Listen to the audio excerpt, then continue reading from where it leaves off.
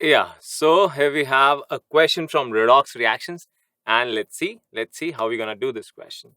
So find, the statement says find the N factor, okay, in the following chemical change. Fine. And there's a reaction given to you. This is a redox reaction, some part of redox reaction, basically an unbalanced redox reaction. And what does the reaction says?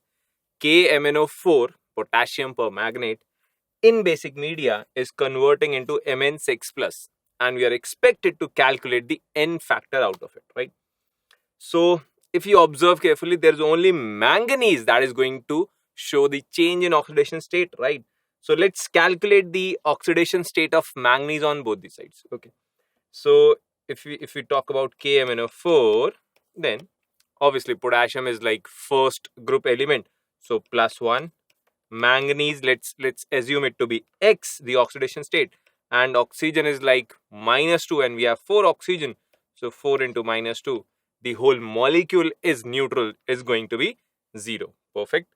Now if you solve for X, -8 plus 7, this is going to be +7. So the oxidation state of manganese on the reactant side in KMnO4 is +7, and you know this thing that on the product side it is Mn6 plus, and the charge on Mn6 plus is going to be the oxidation state. So +7 to +6, right? And we have one manganese on each side. So if you want to calculate the N factor, the formula looks like the change in oxidation state multiplied by the number of that particular atom on the reactant side, right? Let me write that. So number of manganese on reactant side into delta oxidation state with modulus, right? We only need the difference and delta of oxidation state. So if I just see that I have only one manganese on the reactant side, so N factor is going to be like 1, the number of atoms, the number of manganese atoms on the reactant side, into the change. The change is 7 minus 6, right? Okay, so this is going to be 1 into 1, the simple number 1, right? So if you look at the options, A for Agra or A for Ahmedabad is going to be the right answer to this question. And with that, it's time to close this question. Thank you. Yeah, so here we have a benzene derivative with us, and we have to figure out the IUPAC name for this, right? So let's read the statement once. What is the correct IUPAC name of the compound given below? Fine. And if you look at this compound, we have some substituents attached to it. If you observe carefully, this is like nitro, NO2 group. This is your bromo, bromine. And this is your alkyl part. Okay, this is like ethyl, 2 carbon members. Okay. So the idea is, first we have to figure out the numbering, how we're going to proceed with the numbering, right? So see, there are 4 functional groups that are always treated as prefix, and those 4 functional groups are NO2 and NO, that means nitro or nitroso, alkyl, ether, and halogens, right? For these 4 functional group, you always have to treat them as prefix. There is no preference order for them. The only preference is the alphabetical order, right? Okay, this part is clear. Now, see, the first rule that we have to take care of is the lowest set of locant rule, right? Why? Because there is no preference order for all 3 of them that are attached here. So the only thing that we have to keep in mind is the lowest set of locant rule. So let's try numbering. And this is for sure very clear that either 1 will be this carbon or 1 will be this carbon. We have to give lowest possible number to all 3 of them. So let's do one thing. Let me do 1, 2, 3, 4, 5, 6. This is one way of numbering, and the location that we are getting is the set is 1, 2, 4, right? This is the set of locants that we are getting. Okay. If I number it the other way, I started from 1, 2, 3, 4, 5 and 6. in this numbering, the set of logan's that we are getting is 1, 2 and 5. Okay, now this is very clear that we have to follow the lowest set of locant rule, and 1, 2 is same for both of them. So 4 is always obviously going to be preferred. So let me remove the incorrect numbering, right? The red one was incorrect. So this is the right numbering, and now we have to name the compound. So bromo starts with B, nitro starts with N, and this is ethyl starts with E. So obviously, let me have some space to write the name. Let me remove this part. So this is going to be like 2-bromo. B is obviously going to come first. 2-bromo. Then it is going to be like E. So 1-ethyl. Then in continuation, it is going to be 4-nitro. And then without any gap, it is going to be benzene, right? So the name is 2-bromo, 1-ethyl, 4-nitro, benzene. Let's look for the options, and it is like 3-bromo. Now, incorrect. 2-bromo, this is fine. 1-ethyl, matching. 4-nitro, benzene, perfectly matching. Yes, B is correct. Quickly, let's look for C. 3-bromo, no, incorrect. 2-bromo, 4-ethyl, no, it is 1-ethyl, again incorrect. So yes, B for Bombay or B for Bengaluru or even B for Byju's is going to be the right answer to this question. And with that, we conclude this question. Thank you.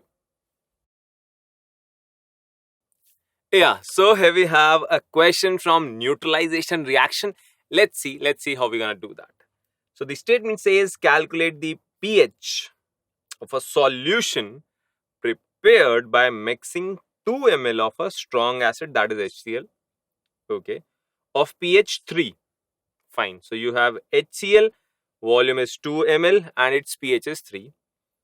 And we are mixing it with 3 ml of a strong base, that is NaOH, whose pH is 10. Okay. So you are mixing HCl with some volume and concentration with NaOH with some volume and concentration, and finally you have to figure out the final solution, what is going to be the pH for that. Okay. Fine. So how are we going to proceed, right? So generally in neutralization, the reaction that we use is M1V1 X1 minus M2V2 X2, right?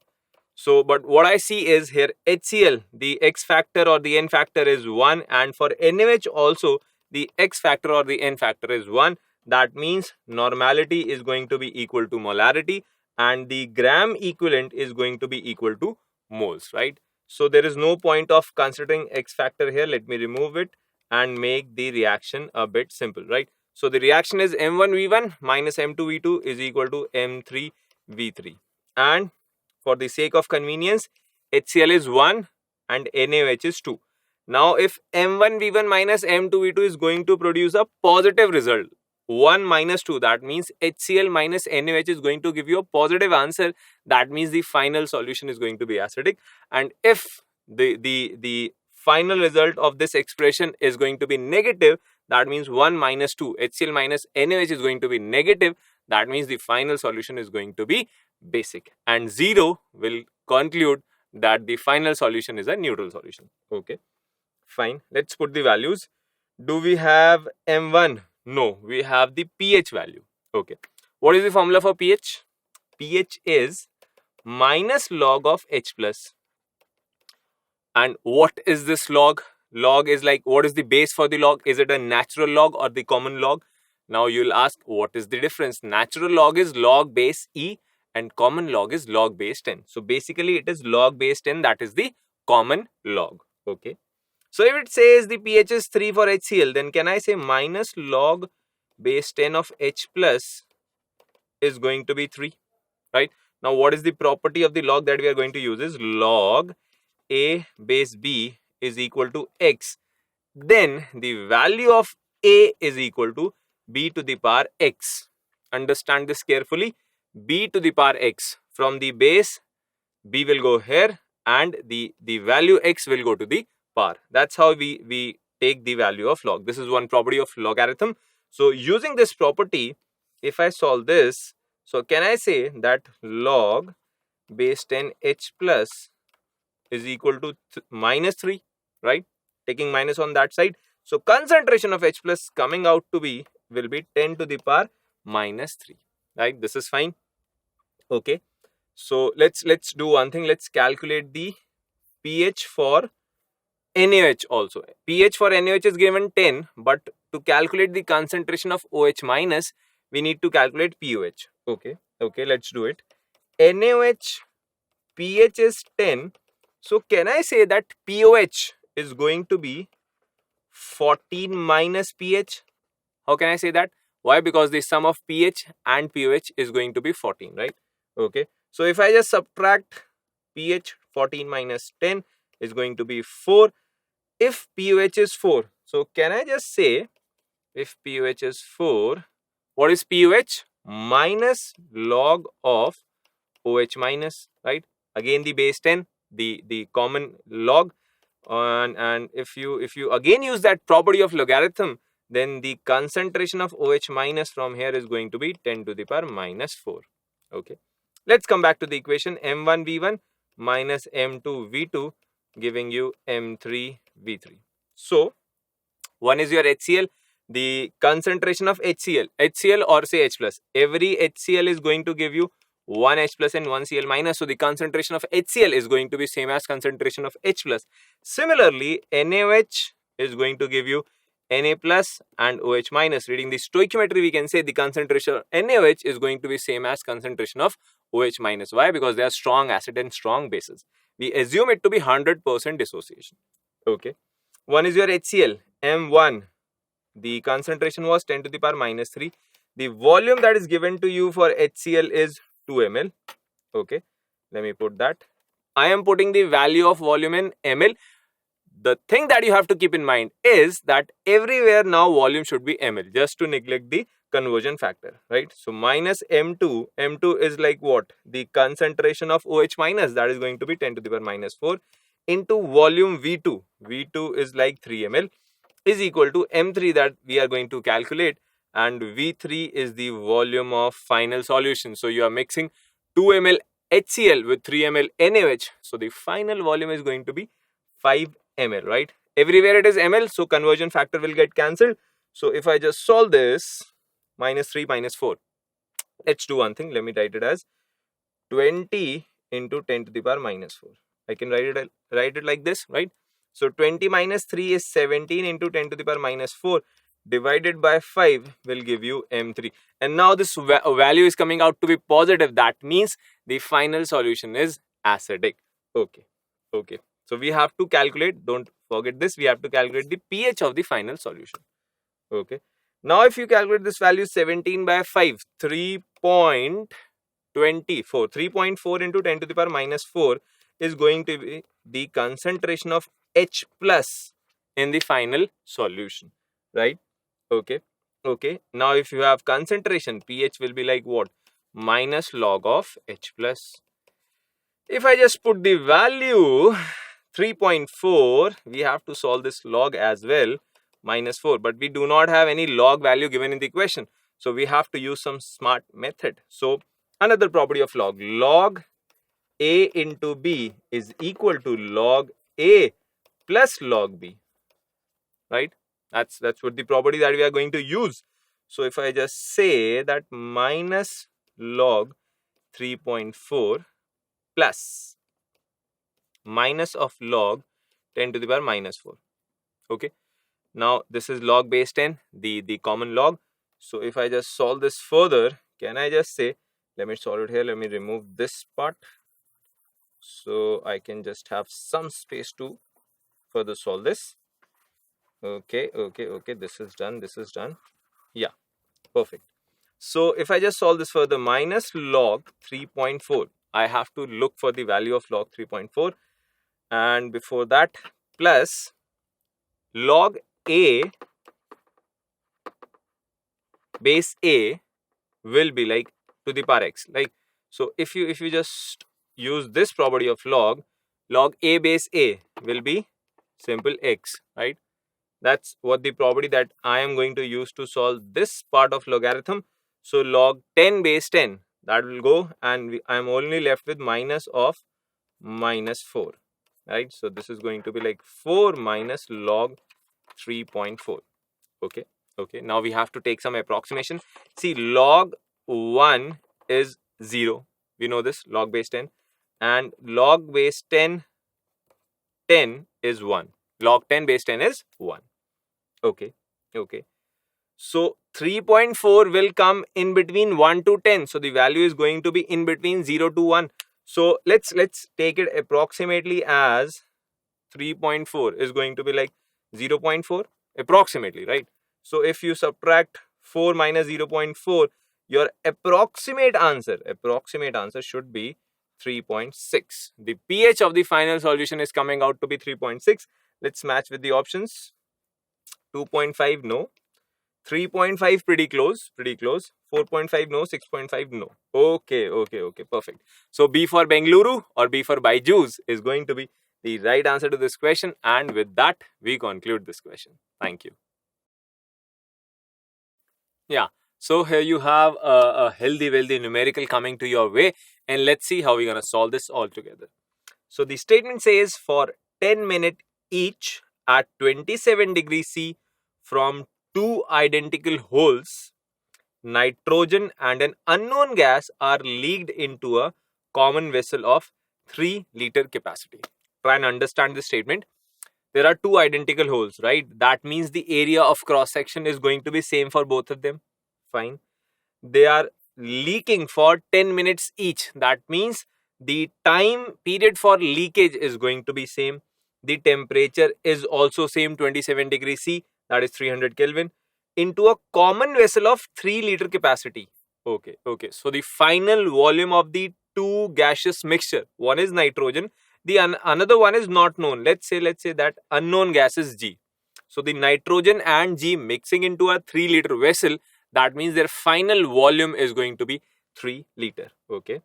The resulting pressure is 4.18 bar. Okay. The final pressure is given, and the mixture contains 0.4 mole of nitrogen gas.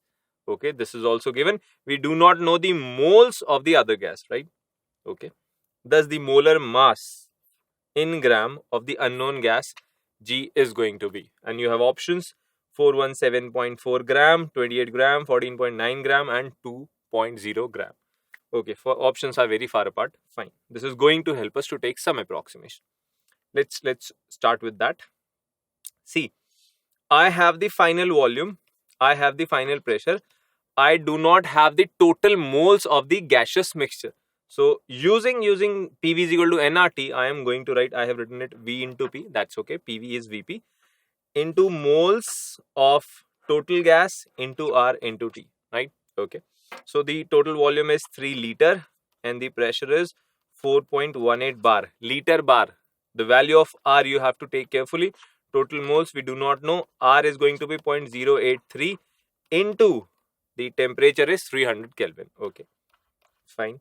So if I just cancel 300, this 100 and this 100 with 8.3.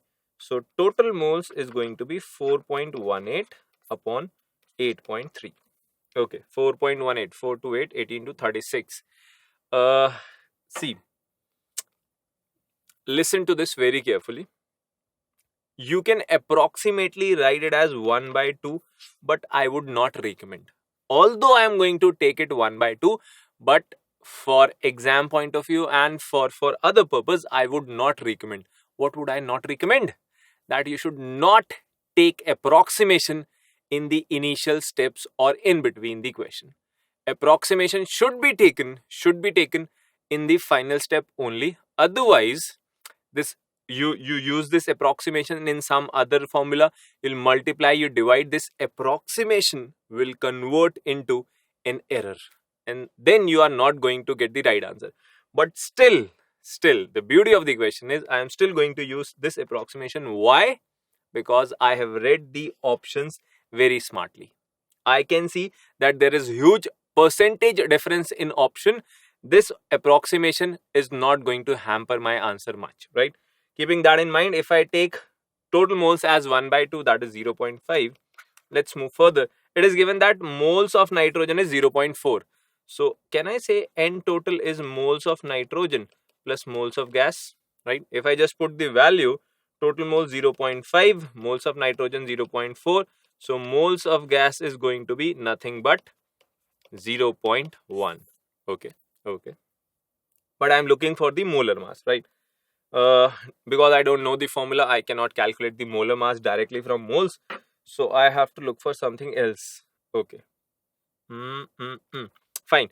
See, what do I know is the rate of a gas. How can we calculate it? It will be like the moles that have leaked out per unit time. This is one way to calculate the rate. So rate of N2 will be moles of N2 upon the time for which we were considering it, right? That was 10 minutes given. Okay. If I similarly calculate the moles of that unknown gas G, so it will be like what? N moles of that gas divided by time period, and because it is time period is same, T is 10 minutes each, so T is going to get cancelled. Okay, so from where that what I get is moles of N2 upon moles of gas. I know what are the moles of N2 is 0.4 and the moles of gas is 0.1, the unknown gas. Okay. There is another way we used to calculate the rate in diffusion and effusion, and that is the rate depends on the area of cross section, that is same. It depends on the time period, that is same. It depends on the temperature, that is same. The only factor that is going to matter is the molar mass, and rate is inversely proportional to under root of molar mass, right? So if I use this proportionality, I can say rate of N2 by rate of gas is going to be under root molar mass of gas upon under root molar mass of N2, right? And I know that my rate of N2 by rate of gas is 4, 0.4 by 0.1 is 4, is equal to molar mass of gas unknown that we have to calculate. The molar mass of N2 is under root 28. That means 28 and under root molar mass is under root 28. So if I just square it up, so it will be like 16 into 28 is going to be molar mass of unknown gas. Okay. 16 into 28 is like 4 into 28. 4 into 28 is going to be 8, 4, 32, 3, 4, 2, 8 and 11. 112 into 4 is going to be like what? 4, 2, 8, 4, 4, 44 grams is going to be the molar mass of gas. And I remember there was one option, 400 something. Yes, option A for Agra or A for Ahmedabad is going to be the right answer, 417.4. Why there is a huge difference? I told you that this approximation, see, try to understand. If the options would have been 410, 420, 430 and 440, obviously I would not have used this approximation, right? So the core message to you from this question is never take approximations in initial stages or initial steps or in between. Always try to take approximation in the last step of the question, right? That's how you can nullify or you can reduce the error due to that approximation. So A for Agra is going to be the right answer to this question, and with that we close this question. Thank you. Yeah, so here we have a question full of statements, and let's see how we're gonna deal with that. The question says, which of the following statement is incorrect? Okay, so we are basically looking for the false statement, right? Okay, let's deal with these options one by one. So the option A says, in general, metallic character increases down the group. Metallic character is like tendency to lose electron. It is increasing down the group. Yes, I can remember group 1, group 2, lithium, sodium, potassium, rubidium, cesium. Cesium is a strong metal as compared to lithium. So seems to be true. Okay. And it decreases across a period. Across a period. A period. See, you are moving from group 1, group 2 to group 16, 17. 1, 2 is strong metals. 16, 17 is strong non-metals. That means across a period, metallic character is going to decrease. Seems to be true. Let me write this. They are talking about the metallic character. Okay. And this says across a period, the metallic character is decreasing, and down the group, the metallic character is increasing. Now this seems to be correct. Why? The metallic character is what? It is the tendency to lose electron. As you are going down the group, the size increases. The ionization energy decreases. That means it is going to be easier to lose electron as you are moving down the group. So this part is true. Okay. Across a period, the size is obviously decreasing. The effective nuclear charge is going to increase, right? Ionization energy increasing. This shows that the metallic character is obviously going to decrease across a period. So this seems to be true as well. Both the parts of the statement A are true. So this should not be the right answer. Moving on to statement B. In general, reducing property decreases down the group.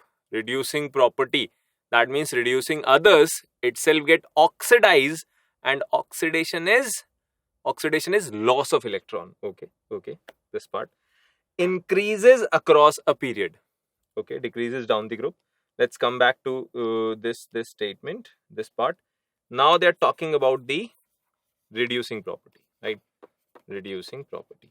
And they say that down the group, the reducing property down the group, they say reducing property decreases down the group. So here they say it is decreasing, and across a period it is increasing, right?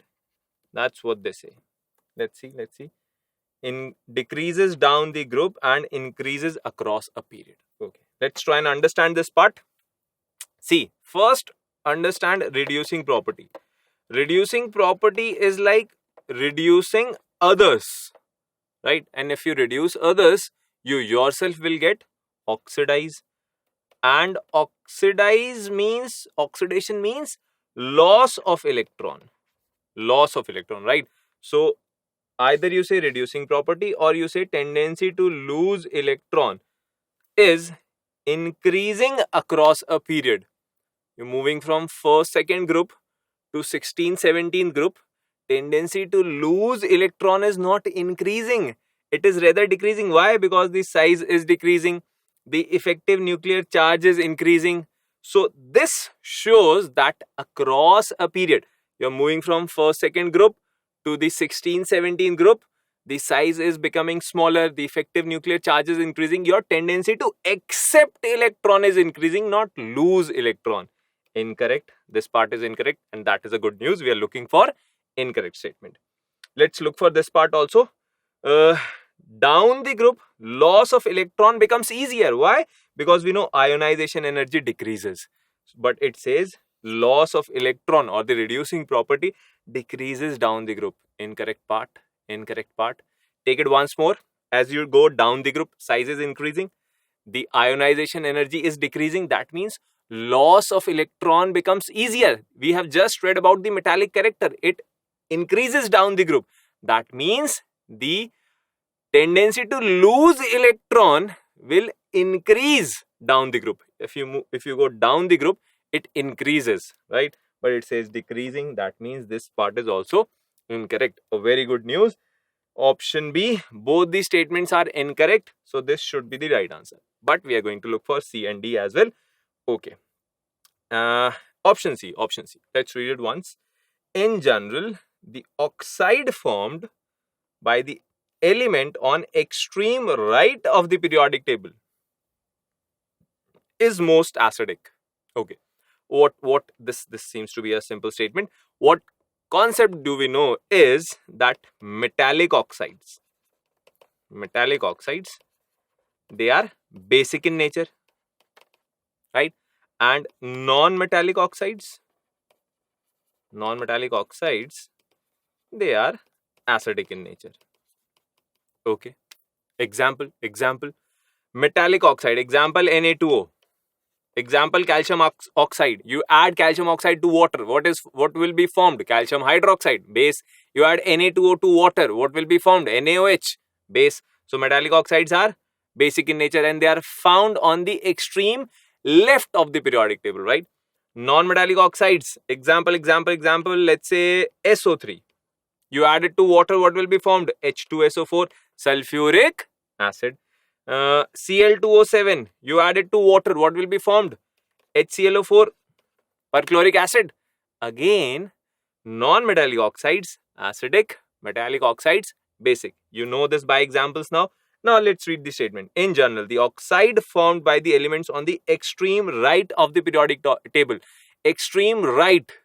What is there on extreme right? The non-metals, the 16th, the 17th group, the halogens, the oxygen family, the nitrogen family, right? They form acids. Periodic table is most acidic. They form acids. Yes, this statement is true. We have seen this over here, that non-metals which are present on the extreme right of the periodic table, they form acids. C is a true statement and we are looking for the incorrect one. So that means it is not going to be your answer. Okay. D, option D. Let's read it with patience. Chemical reactivity of non-metals. Okay. In terms of oxidizing power. Oxidizing power. Okay. Increases from nitrogen to fluorine across the period. Nitrogen, oxygen, fluorine. We are moving in this direction. Okay. They are all non-metals. Oxidizing power. Just try to interpret this part. Oxidizing power. Right. So that means oxidizing others itself will get reduced. Oxidizing power is to reduce yourself, right? And reduction is gain of electron or loss of electron? Reduction is gain of electron. Okay. So basically we are talking about the tendency of nitrogen to oxygen to fluorine to gain an electron, and we know this very well, that if you are moving from nitrogen to oxygen to fluorine across a period, then the tendency to accept electron is going to increase, and it says increase only. So this statement is true. Why? Because see, nitrogen, bigger size, less effective nuclear charge. Moving on to oxygen to fluorine, smaller size, more effective nuclear charge. Electron gain enthalpy value is going to increase. So obviously the tendency to accept electron is going to increase. That means the oxidizing power is going to increase from nitrogen to oxygen to fluorine. And fluorine is obviously a very strong reducing agent. So very strong oxidizing agent. So yes, this property seems to be correct. Option D is also a correct statement, cannot be your answer. So the right answer to this question is B for Bengaluru, or B for Bombay, or even B for Byju's. And with that, we conclude this question. Thank you.